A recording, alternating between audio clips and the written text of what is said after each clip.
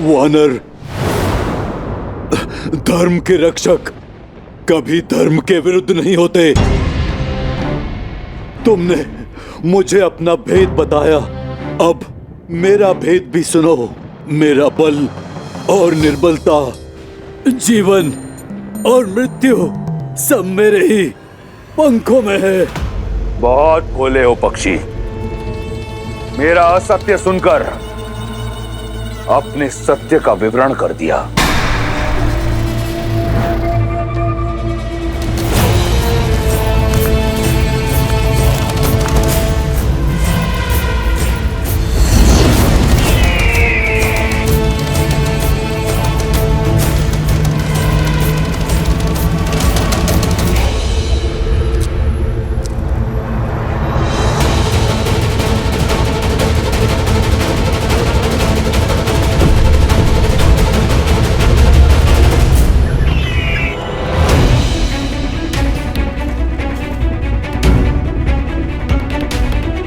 भैया, ये रक्त, लगता है यहाँ कोई महासंग्राम लड़ा गया है, परंतु किसके मध्य?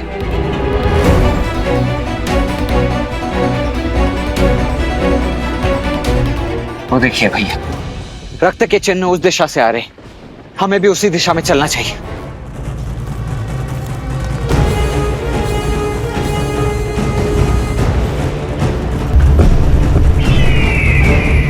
मेरे छल के पाश में फंसी गए ना मूर्ख। मृत्यु के लिए सच हो जाओ।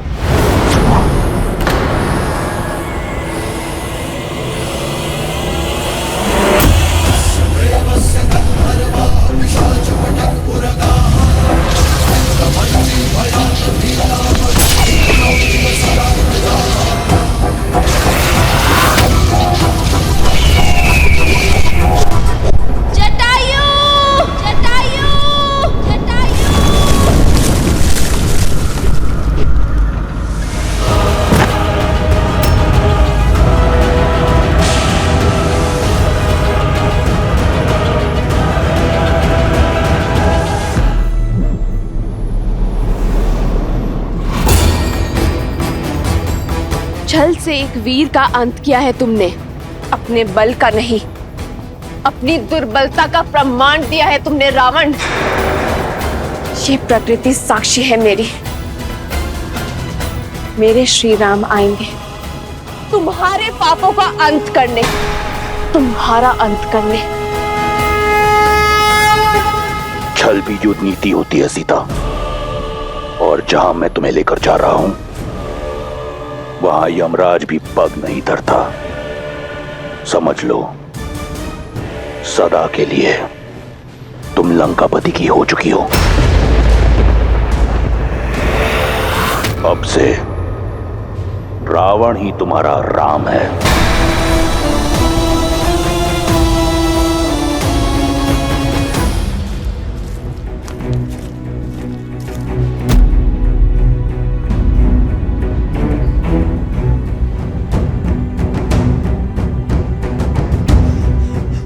लगता है किसी राक्षस ने पक्षी का रूप धारण किया है। स्त्री के सम्मान पर इस प्रहार करने वाले दुष्ट को मैं छोड़ूंगा नहीं।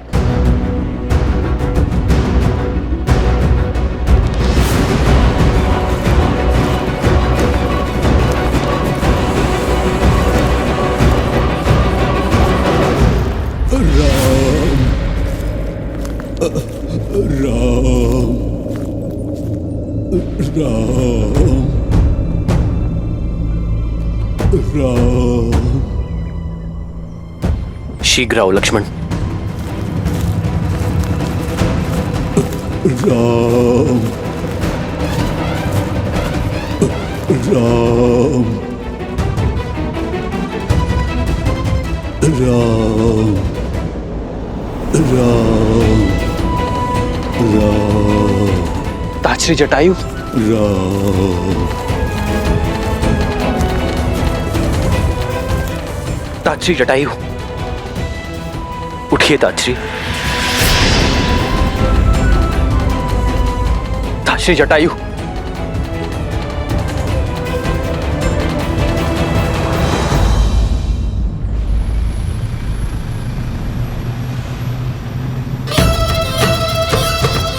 जटायु के पंखों के साथ साथ तुम्हारी आशाओं के पंख भी कट चुके हैं सीता।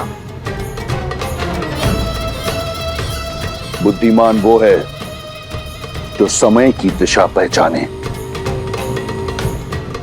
अच्छा यही होगा कि अपने अतीत को भुलाकर अपने वर्तमान का हाथ थामो, क्योंकि इस हाथ के अतिरिक्त जो भी हाथ तुम्हारी ओर बढ़ेगा उसे उस पंछी के पंखों की तरह काट देगा ये रावण। और जो रावण का है वो किसी और का नहीं हो सकता।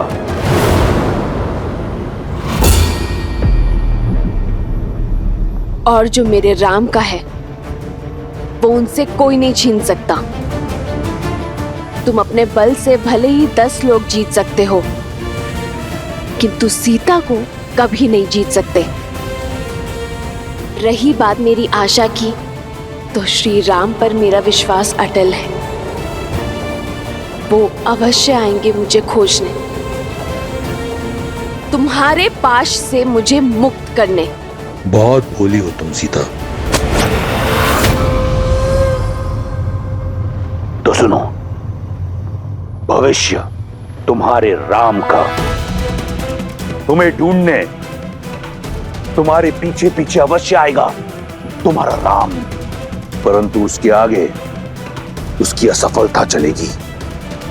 तुम्हारे वियोग में तड़प तड़प कर मरेगा तुम्हारा राम,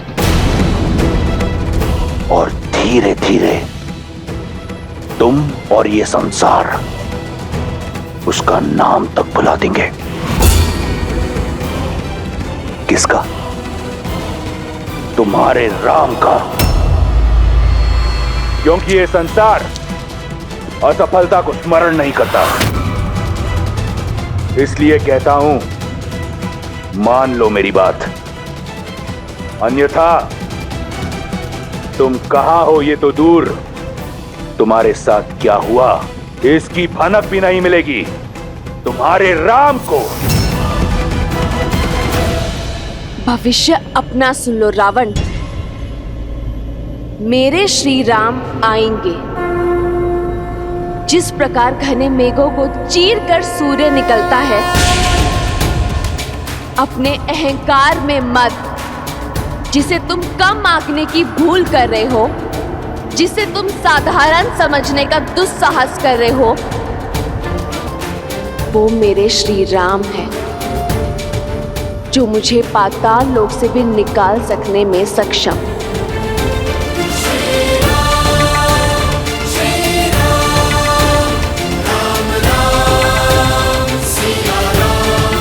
अच्छा हुआ राम कि तुम आ गए।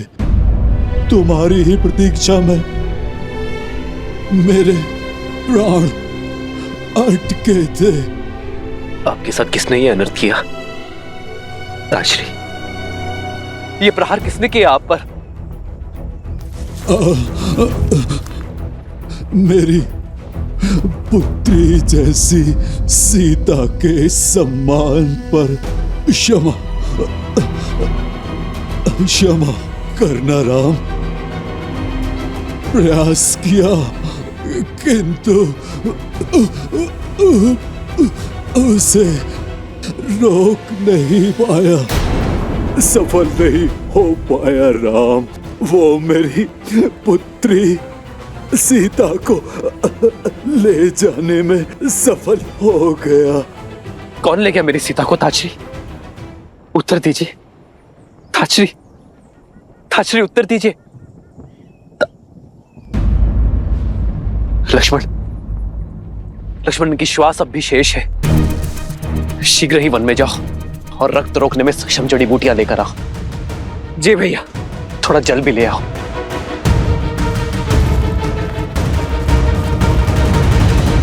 दस लोगों में तुम्हारी वीरता का डंका बजता है ना दशानन। वीरता शब्दों में नहीं, कर्मों में झलकती है। और यदि तुम स्वयं को वीर समझते हो तो अपना बल एक नारी पर क्यों दिखा रहे हो? क्यों मेरे राम का सामना करने से कतरा रहे हो? एक बार उनके समक्ष जाओ, सामना करो उनका युद्ध में, तब समझोगे कि वो कौन है और क्या है उनका अस्तित्व। जब मेरी बहन के अंग भंग हो रहे थे तो क्यों मौन था तुम्हारा राम?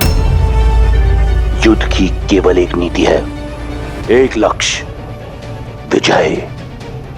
और विजय प्राप्त करने के लिए रणभूमि में उतरने की आवश्यकता नहीं। मैं तुम्हें नहीं हर रहा, राम की लज्जाजनक मृत्यु का प्रबंध कर रहा हूं। वो जो पत्थर बनी स्त्री को ताड़ता है, वो स्वयं अपनी पत्नी का मान नहीं जीत पाएगा, नहीं ढूंढ पाएगा उसे। और फिर लज्जा, ग्लानि, अपमान का त्रिशूल प्राण हर लेगा उसके। अपनी नियति को स्वीकारो सीता, जो केवल लंकेश दशानन रावण है। मेरी नियति श्री राम है और प्रेम में बल और छल का स्थान नहीं होता रावण, केवल विश्वास का होता है। पर तुम ये बात कभी नहीं समझोगे। अपने सभी लोगों में मुझे कहीं भी छुपा लो, मेरे श्री राम मुझे ढूंढ ही लेंगे।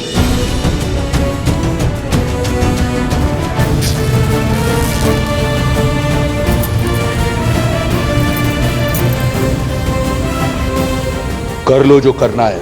हम इतनी दूर निकल आए हैं कि राम सपने में भी नहीं पहुंच सकता।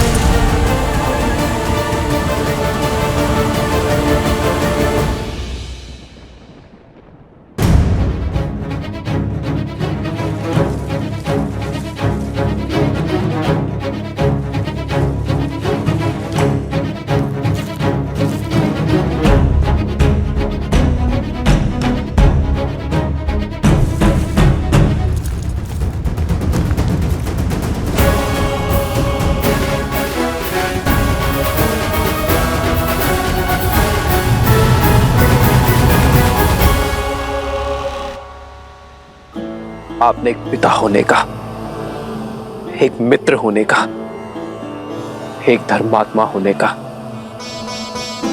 तीनों का कर्तव्य निभाया है। आप हमारे लिए पिता समान हैं, इसलिए अब मैं एक पुत्र होने का कर्तव्य भी निभाऊंगा।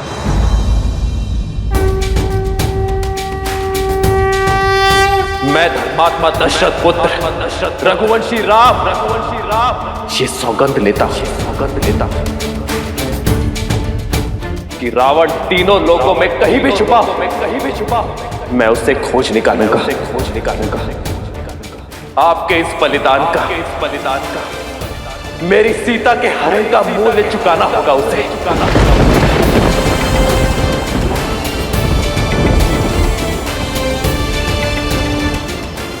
मैं ये सुनिश्चित करूंगा कि भविष्य में कभी कोई रावण किसी सीता का अपमान ना कर सके। कोई जटायु लहू लुहार ना हो। समस्त राक्षस प्रजाति को अपने किए का दंड भुगतना होगा। तुम्हारी सौगंध सुन ली मैंने। अब मैं शांति से मर पाऊंगा। मुझे आज्ञा दो। नहीं ताजरी, परम मित्र दशरथ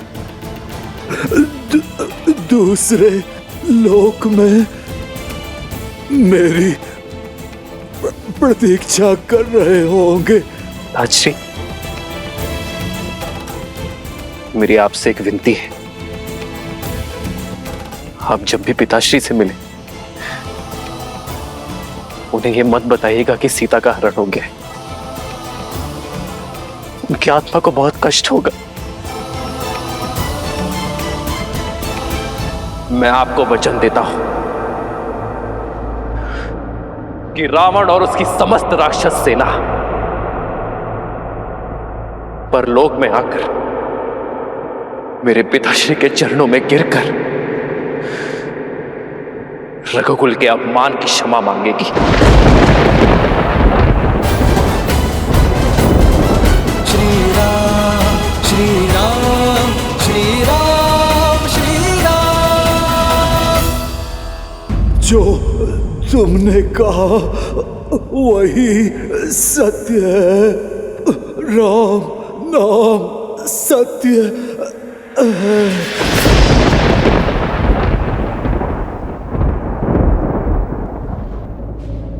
ताजश्री,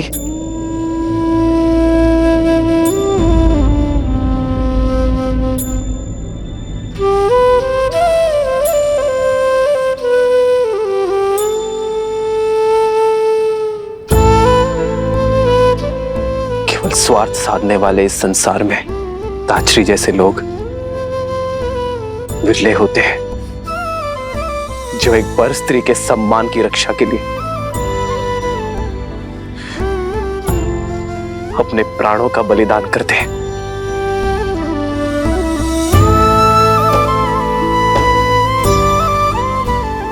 चंदन की लकड़ियां इकट्ठा करो लक्ष्मण। हम सम्मान सहित ताजश्री का अंतिम संस्कार करेंगे।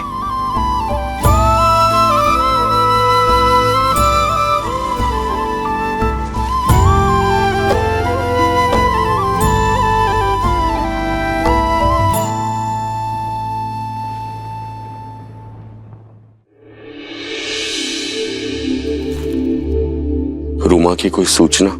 महाराज, गुप्तचरों से पता चला है कि बाली ने उन्हें बंदी बना रखा है। बहुत कष्ट में है वो। न जाने बाली के पापों का अंत कब होगा।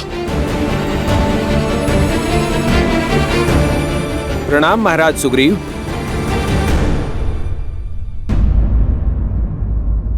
ये क्या है? आभूषण? ये आभूषण वन में? हम वन में भोजन इकट्ठा कर रहे थे, तभी आकाश से आकर ये गिरे। हमने देखा एक विमान में कोई राक्षस किसी स्त्री को ले जा रहा था। ये आभूषण वही नीचे फेंक रही थी महाराज। विमान का स्वामी तो एक ही है, लंकापति दुष्ट रावण। किसी अबला नारी का अपहरण कर बाली की ही भांति मर्यादा की हर सीमा लांघ दी उसने। न जाने ये संसार ऐसे पापियों का भार कब तक सहन करेगा। पाप चाहे जितना प्रबल हो, उसका नाश निश्चित है। वो दिन दूर नहीं, चाहे बाली हो या रावण। मेरे प्रभु श्री राम आकर इस संसार को ऐसे दुष्टों से मुक्त करेंगे, पाप का नाश करेंगे।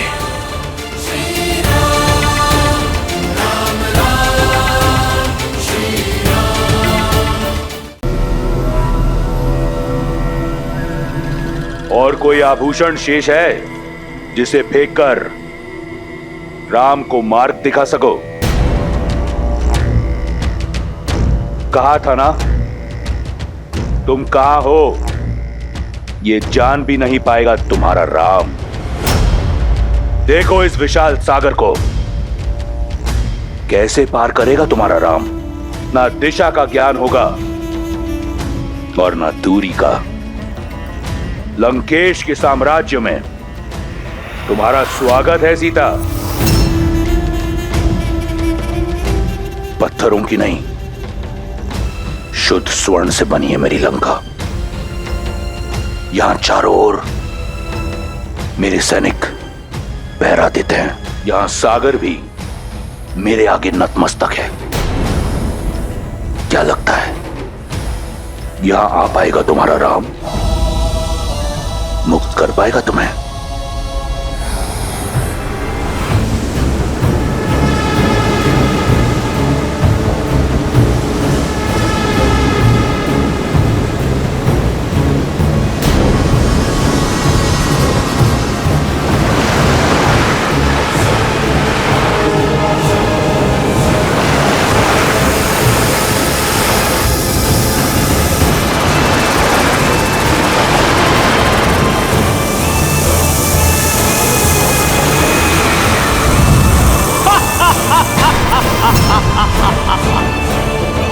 लंकेश को नागमाता सुरसा का प्रणाम। आपका सागर सुरक्षित है। जानता हूं सुरसा। इसी प्रकार अपने कर्तव्य पथ पर दृढ़ खड़ी रहो।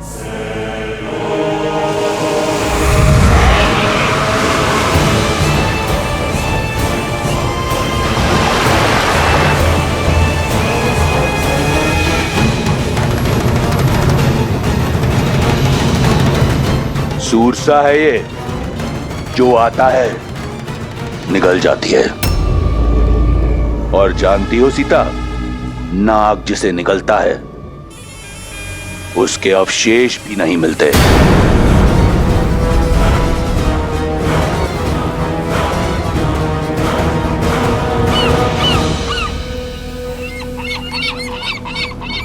इन पक्षियों को देखकर कहीं आशा की उड़ान मत भर लेना सीता। रावण के अधिकार के सागर में पक्षी आप भले ही जाए, पार नहीं कर सकते।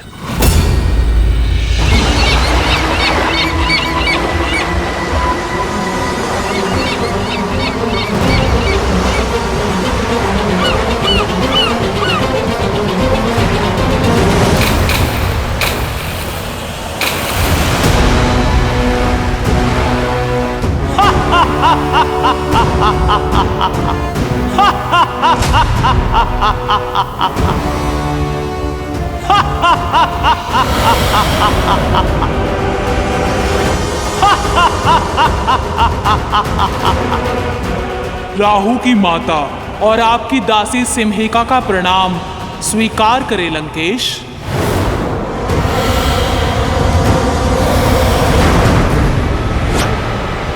देखा रावण की शक्ति, रावण की लंका को, जहां ईश्वर भी पग धरने से पहले मेरी अनुमति लेते हैं। कैसे आएगा वो तुच्छ वनवासी यहां? कैसे ढूंढ पाएगा तुम्हें? यहां धरा से लेकर वरुण तक सब मेरे दास हैं। मारा जाएगा बेचारा वनवासी तुम्हें खोजने के प्रयास में। जिन श्री राम ने कितनों को महासागर से पार किया, वो अपनी सीता के लिए ये सागर अवश्य पार करेंगे रावण। जिनके स्पर्श से शीला में भी प्राण आ जाते हैं, उन्हें ये सागर स्वयं मार्ग देगा। सीता का विश्वास देख मेरे हृदय में आशा जगती है, किंतु उसकी पीड़ा से मन भर आता है महादेव। इतने जटिल सुरक्षा घेरे को भेद कर कैसे बचा पाएंगे राम सीता को? धरा से लेके सागर तक उसके दास हैं। सुरसा, सिम्हिका जैसे न जाने कितने मायावी उसके आगे नतमस्तक है। ऐसे में लंका में प्रवेश कर पाना मुझे असंभव प्रतीत होता है। देवी, पाप और अधर्म का सागर कितना भी अपार, कितना भी गहरा क्यों ना हो, पुण्य और सत्य का एक तिनका भी उसे पार करने में सक्षम होता है। देवी सीता के प्रेम और विश्वास की डोर के कारण श्री राम भी इस दुर्गम सागर को पार करने का कोई ना कोई मार्ग अवश्य खोज लेंगे।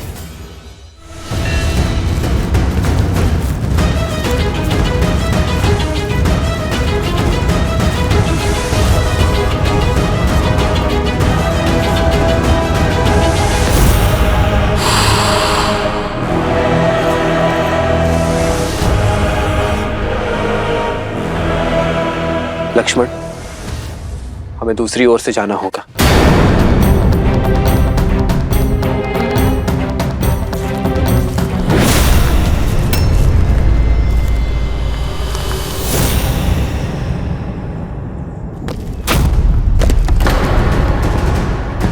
लक्ष्मण, भैया सावधान।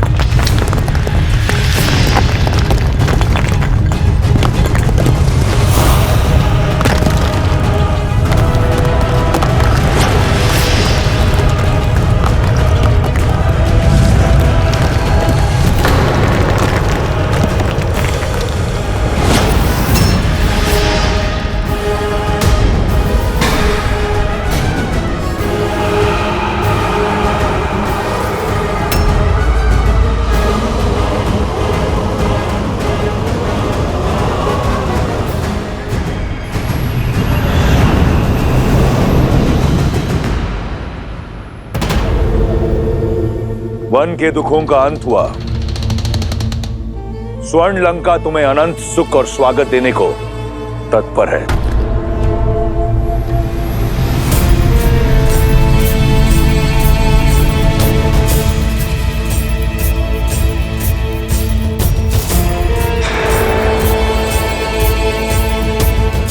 मुझे ज्ञात था कि एक बाण से 2 लक्ष्य तो केवल मेरे रावण भैया ही भेज सकते हैं।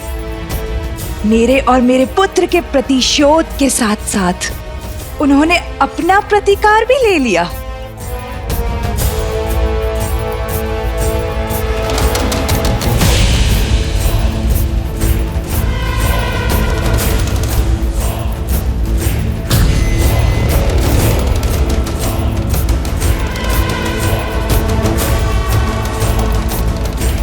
पुष्पक,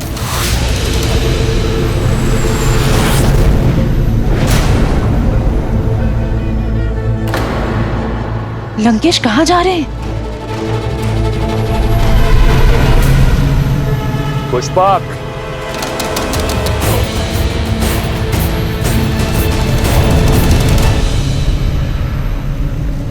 श्री राम।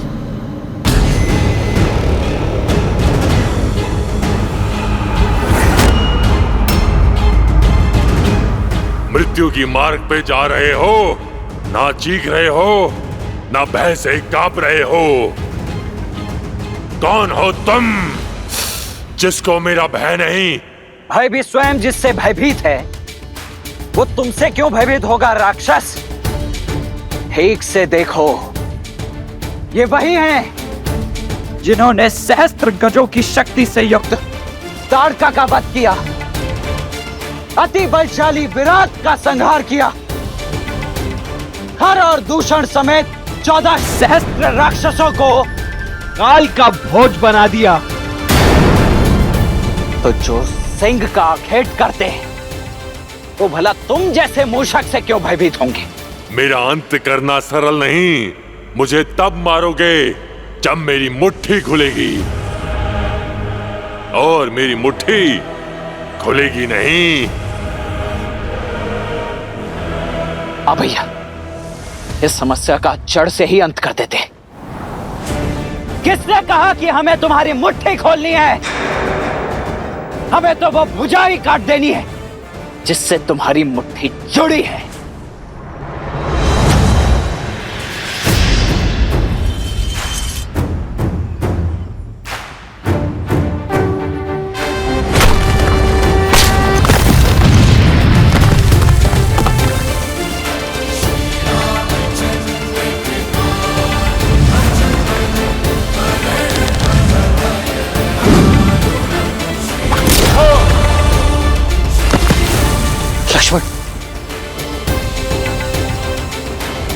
हे राम, हे लक्ष्मण, आपके इन तीरों से मुझे मुक्ति नहीं मिलेगी।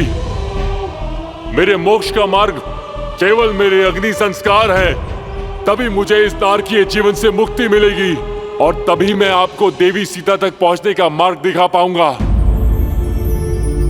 सीते भैया, मायावी है ये, अवश्य छल कर रहा है। अंत कर देते हैं इसका। रुको लक्ष्मण, ये सीता को जानता है। तुम्हें कैसे ज्ञात है कि हम सीता को खोज रहे हैं? और कैसे जानते हो कि वो कहां है? मेरा ये शरीर भले ही राक्षसी हो, लेकिन मैं अंदर से गंधर्व हूं। मेरा नाम धानु था। मैं बहुत ही शक्तिशाली था और उसी शक्ति के मद में चूर होकर भयावह रूप लेकर ऋषि मुनियों को अलंकित करता रहा। और एक दिन अज्ञानतावश मैंने ऋषि स्थूलशिला को उत्पात दिखाया और उन्होंने मुझे इसी रूप में रहने का श्राप दे दिया और क्षमा मांगने पर मुक्ति का मार्ग बताया। और जब श्री राम अपने भाई लक्ष्मण के साथ माता सीता को खोजने आएंगे, तभी होगा मेरा मोक्ष। रूप चला गया किंतु शक्ति का अहंकार नहीं गया। इंद्रदेव को युद्ध के लिए ललकारा था मैंने, और जब उनके वज्र के प्रहार से मेरा सिर मेरे पेट में घुस गया, तब से ये धानु कबंध कहलाने लगा। वर्षों से अपने मुक्तिदाता श्री राम का ही मार्ग देख रहा हूं मैं। तो अब मुझे मेरी सीता का पता बताओ। बताओ कि वो कहां है, किस हाल में। उसके लिए आपको मुझे इस राक्षस देह से मुक्त करना होगा। तभी अपने दिव्य दृष्टि से आपका मार्गदर्शन कर पाऊंगा। शीघ्र ही मुझे जीवित जलाकर मुक्त कीजिए श्री राम। नहीं, किसी को जीवित जलाना महापाप की श्रेणी में आता है। ये मैं नहीं करूंगा। किसी के कष्टों का अंत करना पाप नहीं पुण्य है श्री राम। अब और विलंब मत करिए, मुझे मोक्ष दीजिए ताकि मैं आपको देवी सीता का समाचार दे सकूं।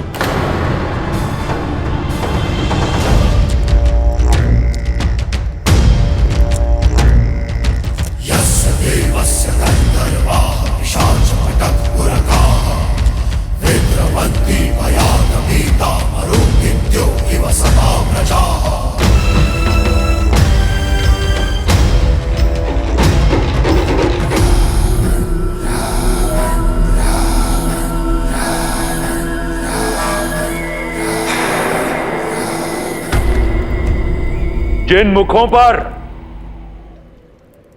राक्षस विजय का अभिमान होना चाहिए, उन पर प्रश्न चिन्ह का प्रतिबिंब क्यों दिख रहा है मुझे?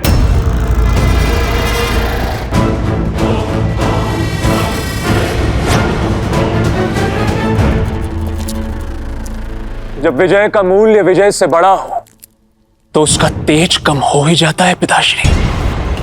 किंतु यदि आपकी इच्छा वास्तविक विजय प्राप्त करने की है तो मुझे आज्ञा दीजिए।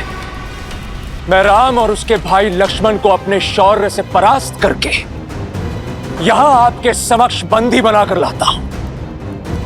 आपके चरणों में गिराकर उनसे उनके प्राणों की भिक्षा मंगवाता हूं।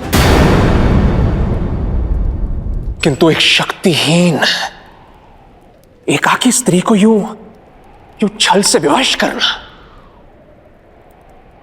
यह विजय नहीं है पिताश्री, कदापि नहीं। और जिस विजय में शौर्य की गरिमा ना हो, वो विजय आपको शोभा नहीं देती। मेघनाद, मुझे युद्ध ज्ञान मत दो।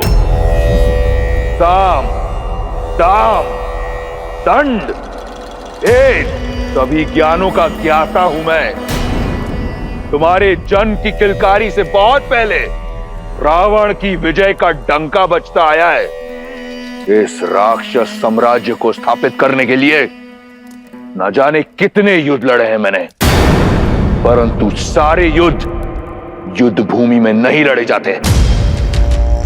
सीता का हरण एक युक्ति है, एक रणनीति है जो तुम्हारे आयु और अनुभव से बहुत परे है। इसलिए मौन रहो। सीता लंका के योग्य है। चाहे वरण से चाहे हरण से।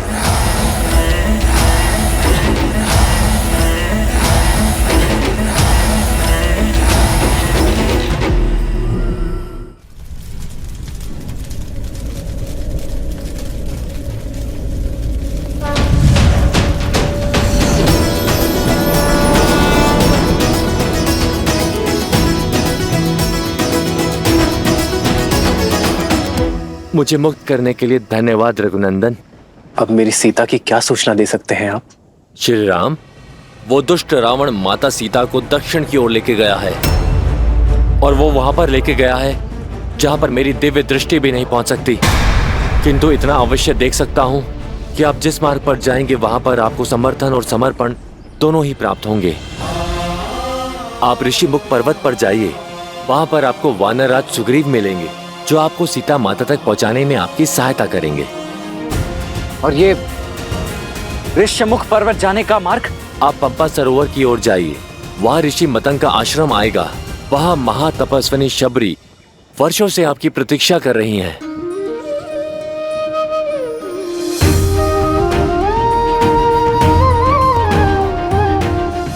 उनकी प्रतीक्षा का अंत भी होगा और साथ ही साथ आपकी आगे की यात्रा का आरंभ भी होगा। और वही आपको बताएंगी कि किससे समर्पण और किससे समर्थन आपको प्राप्त होगा और आप अपनी पत्नी तक कैसे पहुंच पाएंगे।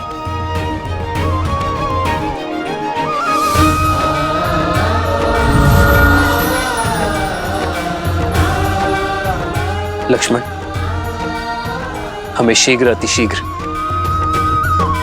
माता शबरी तक पहुंचना होगा। जी भैया।